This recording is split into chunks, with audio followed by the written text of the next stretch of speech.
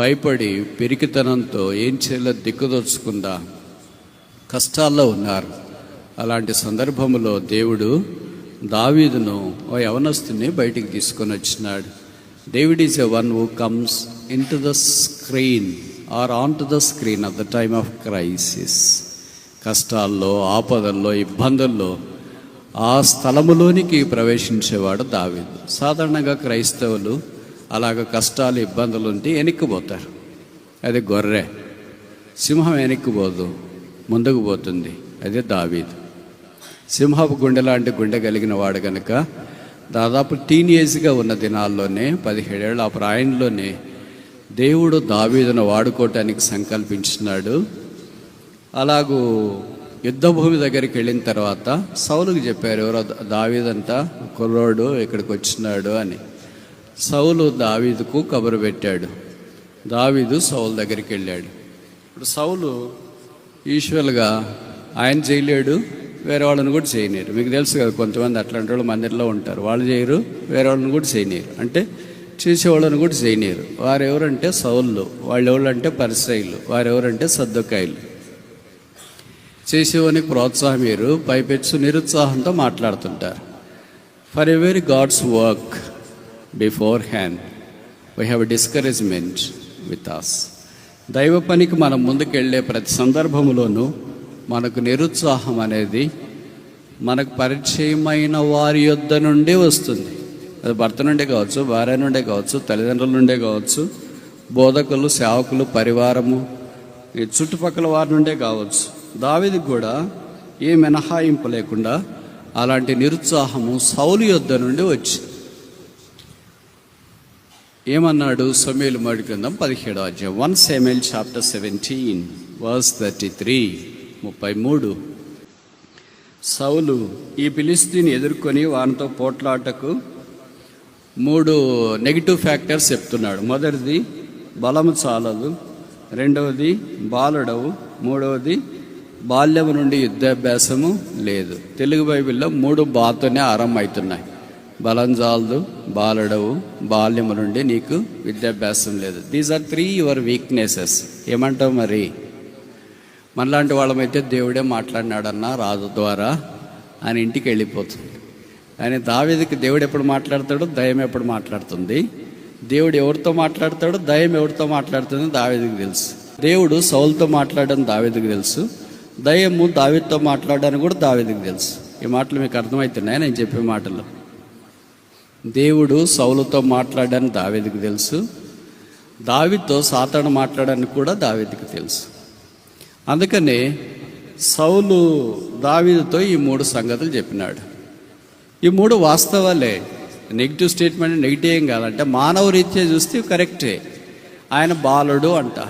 బాలుళ్ళు ఏం చేస్తారు? మామూలు మన బాలుడు ఏం చేస్తుంటారు? గ్రౌండ్లోకి పోయి క్రికెట్ ఆడుతుంటారు, ఇండోర్ గేమ్స్ ఆడతారు, లేకపోతే వీడియో గేమ్స్ ఆడుతుంటారు. మమ్మీ డాడీ పిలిచినా రా భోజనం చేస్తారా, మీటింగ్ ఉందిరా, అంకుల్ వాక్యం చెప్తున్నారు, వాళ్ళు మస్తుగా చెప్తుంటారు, వాళ్ళకేముంది అని అనుకుంటూ ఉంటారు. వాళ్ళ పని వాళ్ళు చేసుకుంటారు. అలాంటి బాలులు ఇట్లే ఉంటారు జీవితాంతం. అలాంటి బాలుడు కాదు మనం బైబిల్లో చదువుకున్న బాలుడు. ఇశ్రాయేలీలు ఎంతమంది బాలులు ఉంటారు మీరు ఊహించుకోండి. How many boys were there, how many lads were there? There were countless number of lads. ఎంతోమంది బాలురు ఉంటారు. వాళ్ళు రాలేదు ఇక్కడికి. ఒకే ఒక్కడు, ప్రభు కావాల్సింది ఆ ఒక్కడు. అలాంటి వాడు దావీదు. ఇప్పుడు దావీదు సౌలుతో మాట్లాడటానికి పరిశుద్ధాత్మ ద్వారా పురమాయించుకున్నట్లు వాక్యలో మనం చూస్తాం. 34 1 Samuel chapter 17 verse 34. అందుకు దావీదు సౌలుతో, ఇట్లా నేను మీ దాసునైన నేను నా తండ్రి యొక్క గొర్రెలను కాయిచుందా, సింహమును ఎలుగు వంటి వచ్చి మందలో నుండి ఒక గొర్రె పిల్లను ఎత్తుకొని పోవచ్చుండగా నేను దాన్ని తరిమి చంపి దాని నోటుండి ఆ గొర్రెను విడిపించి తిని అది నా మీదకి రాగా దాన్ని గడ్డం పట్టుకుని దాన్ని కొట్టి చంపితిని. మీ దాసునైన నేను ఆ సింహమును ఎలుగు వంటిని చంపితిని. జీవము గల దేవుని సైన్యమును తిరస్కరించడానికి సున్నతి లేని పిలిస్తీడు వాటిలో ఒకదాని వల్లే. మనిషి చూసే కానీ చిన్నగా ఉన్న పెద్ద పెద్ద మాటలు మాట్లాడుతున్నావు కదరా అనుకున్నాడేమో సౌలు. వయసుకి తగినట్లు మాట్లాడుతున్నావు, వయసుకి తగినట్లు మాట్లాడలేదు, వయసుకు మించి మాట్లాడుతున్నావు. కొంతమంది అలాగే మాట్లాడుతుంటారు, వయసుకు మించి మాట్లాడతారు, బట్ యాక్షన్ ఉండదు. దావీదు అది కాదు. ప్రాక్టికల్గా చెప్పినాడు. తన యొక్క సాక్ష్యం చెప్పినాడు. ఏం సాక్ష్యం చెప్పినాడు? నేను తండ్రి మా గొర్రెను మంద మేపుతున్నప్పుడు ఒక గొర్రె పిల్లను పట్టుకోవటానికి ఏమొచ్చినాయి? ఎలుగుబంటి, సింహం వచ్చింది. అది పట్టుకుంటుంటే నేను దానిని చంపి, గేమ్స్లో కాదు, డ్రాయింగ్లో కాదు, ఫీల్డ్లో మన దగ్గరికి ఎలుగుబంటి వచ్చింది అనుకోండి, సింహం వచ్చింది అనుకోండి, ఇక్కడికి వస్తే ఇక్కడ ఉంటారా? ఈ గొర్రెలన్నీ ఏమవుతాయి? ఒకరి మీద ఒకరు పడి తొక్కిసలాట జరిగి చనిపోతాయి. సరైన కారణానికి సరిపోవు, కానీ గొర్రెలు సరిగాని కారణం కొరకు సరిపోతాయి. దావీదు అలాంటి వాడు కాదు. ఇది చాలా ఆశ్చర్యం వేస్తుంది. సాధారణంగా మనం ఒక చిన్న పని చేస్తేనే ఈ దినాల్లోనైతే ఫేస్బుక్, యూట్యూబ్, ఇన్స్టా, సోషల్ మీడియాలోన లైక్లు, డిస్లైక్లు, తర్వాత ఎట్లుంది, ఒకళ్ళు ఎవరు ఏం లైక్ చేయకపోతే, ఎవరు ఏం కామెంట్ చేయకపోతే మనం ఫోన్ చేసి మరీ అడుగుతాను, నేను పిక్చర్ పెట్టాను కదా, ఎట్లుంది పిక్, అసలు సూపర్ తెలుసా అని అంటేనే మనసులో ఎగో ఎక్కడో కొద్ది కూల్ అవుతుంది. ఇక్కడ దావీదు మాదిరి మనం వెలుగుబంటి చంపలే చూసినాం అనుకో, అలాగే సింహాన్ని కూడా చంపలే చూసినాం అనుకో, మీకు దగ్గరకు వచ్చింది, మీరు పిక్ తీసుకొని పెడతారా పెట్టరా? ఖచ్చితంగా. అది దాన్ని చంపిన తర్వాత మామూలు మధ్యాహ్నాల్లో అంటే ఊహించుకోండి, అది అంతదాకా మనం పోయినామని ఊహించుకోండి. ఎలుగుబంటిని చూసినారు, సింహాన్ని చూసినారు, చంపిన తర్వాత వెంటనే ఇప్పుడు మనం ఏం చేయకపోయినా మన చుట్టూ ఉంటారు కదా, టీవీ 9 లాంటి వాళ్ళు చూస్తూనే ఉండండి, ధారావాహిక వార్తా స్రవంతి నిరంతరం. ఆఫ్టర్ బ్రేక్ వాళ్ళు వచ్చి ఇంకా మైక్ ఇటు దగ్గర పెట్టి, మీకు సింహం చూసినాడు మొదట ఎలాంటి ఫీలింగ్ వచ్చింది? భయపడ్డారా? ఎలుగుబంటిని చూసినాడు మీకు ఎలాంటి ఫీలింగ్ కలిగింది? మీ అమ్మ నాన్న గుర్తొచ్చారా? ఏం జరిగింది? మీ ఫీలింగ్ ఏంటి? మీరు కొద్దిగా చెప్పండి, మా శ్రోతలు అభిమానులు వింటారు. అలాగే దాన్నే 24 గంటలు ఇచ్చింటారు. ఆ సింహం చచ్చిపోయి దాన్ని పాతి పెట్టేసి వచ్చినా కూడా ఇది మాత్రం జరుగుతూనే ఉంటుంది. దావీద్ is not a show business. Don't try to brand business your self. అది లోకానికి సరిపోయే పద్ధతి, దైవాత్మక సరిపోయే పద్ధతి కాదు. ఇప్పటిదాకా వాళ్ళ అమ్మ వాళ్ళ ఆయనకు కూడా చెప్పలేదండి. ఉంటారా మీరు? నాకు చాలాసార్లు చాలా బాధ వేసేదంటే, స్టూడెంట్స్ హాస్టల్లో చదువుకునే వాళ్ళు ప్రతి చిన్న దానికి ఫోన్లు ఉన్నాయని, మమ్మీ తలస్నానం చేయొచ్చా? దానికి కూడా అడగలనా? మనం ఆ టైపు కాదు, అందుకే ఇక్కడ ఉన్నాం. మనం దావీదు టైప్ అంటే మనం కూడా బైబిల్లో ఉండింటాం. Be confidential Christian. ఏది రహస్యం అది రహస్యంగా ఉంచు. ఏది ఎవరికి చెప్పాలో, అమ్మకి, నాన్నకు, బంధువులకి, స్నేహితులకి, నీకుగా నీకు కొన్ని ఉండని. కొంతమంది చెప్తారు, నాకు ఏమీ రహస్యం లేవు brother, I'm plain brother, I'm open brother అంటే, ప్రభు అంటాడు పక్కకుండమ్మా, నువ్వు ఓపెన్ కదా, చాలా open. A person who can conceal the victory in the heart. ఆ విజయాన్ని హృదయంలో నింపుకొని బయటకు ఒక సామాన్యమైన బాలుడు ఆయన వృద్ధాప్యంలో ఉన్నాడు కాదు. సరేలే దాచిపెట్టుకున్నాడేమో, మర్చిపోయినాడేమో అంటానికి. బాలుడు అంటే మీకు తెలుసుగా, చిన్న పనులు కూడా పెద్దగా ఫ్లేర్ అప్ చేసి చెప్పేస్తారు. ఏ చిన్నది కనిపించినా, బొద్దింగ్ కనిపించినా, బల్లి కనిపించినా, ఏం కనిపించినా చెప్పేస్తారు. అలాంటిది ఇంతది కనిపిస్తే ఎలాగుండగలిగినాడు? These are the divine virtues. దేవుడు సిద్ధపరుస్తాడు, అవి మనకు తెలియదు. మనం ఏమనుకుంటామంటే, ఈ చిన్నదానికి దేవుడు సిద్ధపరచడానికి ఏం సంబంధం ఉంది? అన్నిటికీ సంబంధం ఉంది.